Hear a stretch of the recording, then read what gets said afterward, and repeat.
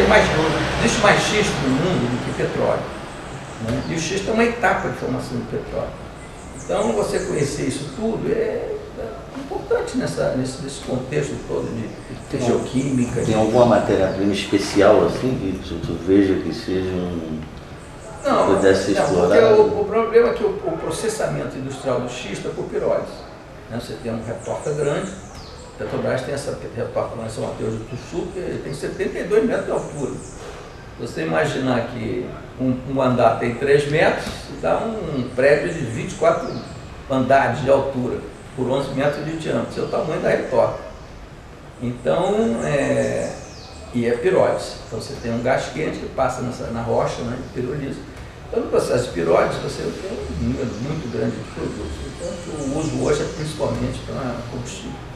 Mas o nosso trabalho, está dito lá no Histoquímica 1, primeiro que foi publicado, que a ideia era ter um conhecimento dessa matéria para transformar do lado químico, né,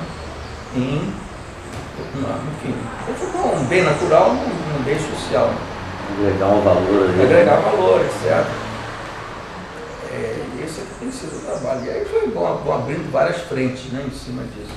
Quer dizer, o umbral é um desdobramento disso com a graduação, né? Mas ele teve uma origem um pouco diferente.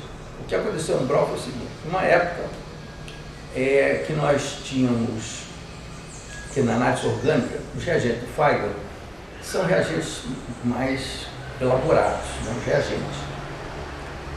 E são todos importados, até hoje são importados, e eram importados na época.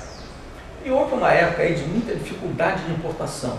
Eu não estou me lembrado bem do ano, mas é muito difícil importar. Importaram todas as possibilidades e os reagentes começaram a diminuir. Né? Então nós tínhamos dificuldade de ter reagentes por custo. E aí, foi até a época que eu fui chefe do departamento. E eles disseram o seguinte: eu tenho os alunos que fazem síntese. Eu tenho os professores que estão ali ensinando síntese. Que sínteses são feitas? Por que nós não fazemos as sínteses do que nós precisamos a partir do que nós temos?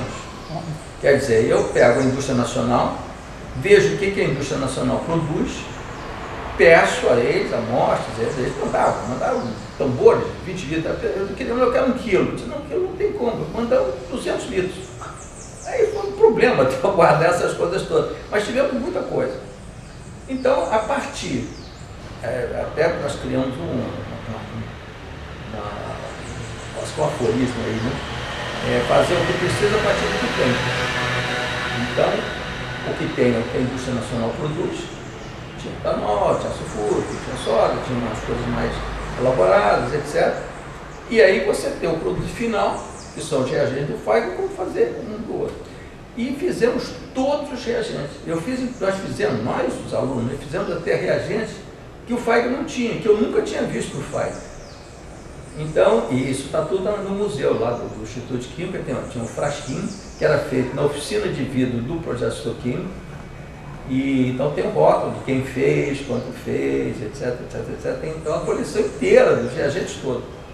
Então, o umbral é isso, é o de utilização de matérias-primas brasileiras. U de utilização, M de matérias-primas e Umbral de brasileiros. Então, daí surgiu o projeto Umbral. E, enfim, funcionou durante 10 anos. Mas aí ele tem um artigo do Química Nova que é sobre o Umbral. Quando é que ele saiu, como é que ele era, como é que era a organização do projeto. E na verdade, eram 6 disciplinas, eram 4 disciplinas práticas, né, tipo Química Orgânica Experimental 1, 2, Análise Orgânica 1 e 2, só que nós mudamos a ordem completamente. Quer dizer, em vez de começar o curso pela síntese e depois passar para análise, nós invertemos. Você começa com a análise. Em que raciocínio?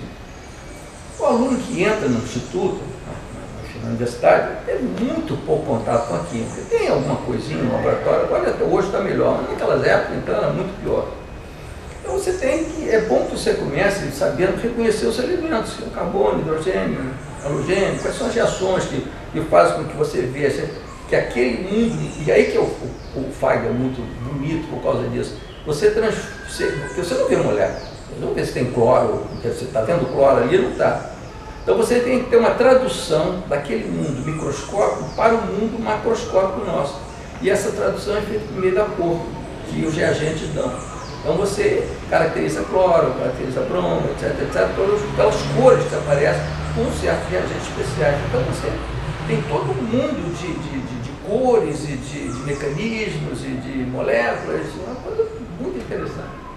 E depois então você evolui para a parte funcional e vai fazendo. E até na síntese você podia fazer os derivados, pequenas sínteses, tudo feito, e todo equipamento era feito no próprio xisto, porque o xisto tinha uma oficina de vidreiro excepcional. Então todo equipamento era feito lá e tinha uma oficina mecânica também. Então o complexo ali era um complexo bem operante. Não está mais em... Onde era? Hein? Aonde era? É do Estúdio Químico. Do Estúdio Químico lá Mas não está mais operando, né? Não, dessa forma. Dessa forma não é uma pena. Não, desde algumas grandes mudanças, o Brau parou, porque houve uma reforma universitária que o Bica fez parte e que eles estão na reforma. Porque, lembra, o Brau era um currículo paralelo e só foi possível acontecer. Eu era chefe de departamento e disse, vai ter isso e a gente vai por onde que a coisa aconteça. E pelos cânones normais, jamais aconteceria. E por uma coisa a conclusão que eu cheguei muito recentemente, a democracia é uma forma de governo excepcional, quer dizer, é melhor que existe. Não é perfeita, mas é melhor. Mas é extremamente conservadora. Porque você submete isso a muita gente. Conversa, discute, acaba você resolvendo coisa que, para atender a todo mundo, ela atende num nível mais baixo. Para você ter um salto, muito difícil um grupo grande aceitar o salto. Então tem que ter um poder meio autoritário em cima disso para dizer, não, vamos fazer isso. E foi o caso do próprio, porque era um curso paralelo. Os alunos se inscreviam, como estava te contando, aquilo era voluntário. Chegava lá, tinha 2 listas, no segundo período. Você se matricula aqui ou aqui. Um é o curso normal, o outro é um curso que vai te dar os mesmos créditos, as mesmas coisas, só que você vai ter uma carga muitas vezes maior. Você vai, escolhe. E como eu disse a você, nós tínhamos muito mais pedidos do que nós tínhamos capacidade no laboratório. Mas por quê? Porque o aluno via que aquilo era exigido, mas ele saía dali aprendendo. Né? Você ainda dá aula, Cláudio? Não, quando eu me aposentei, eu passei tudo para os meus alunos, toda a turma que está lá, que você sabe, e aí passei a escrever meus livros, e agora o mundo é outro. Esses livros de análise orgânica são muito bons. Análise orgânica, tem o Vila Rosário, você chegou a ver o Vila Rosário, e saiu recentemente Filosofia do Óbvio, entendeu? Não sabia, é mesmo?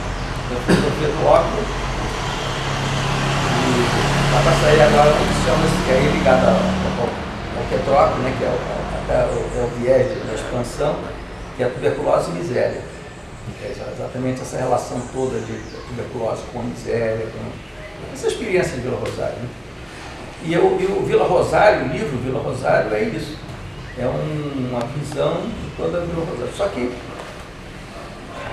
são mil histórias sem fim. Não sei se vocês querem. Porque isso aí vai saindo tem daqui. Problema, diga aí. Mil histórias sem fim, né? O ponto é que o livro. Eu posso mandar um exemplar para vocês, se tiverem curiosidade de ver.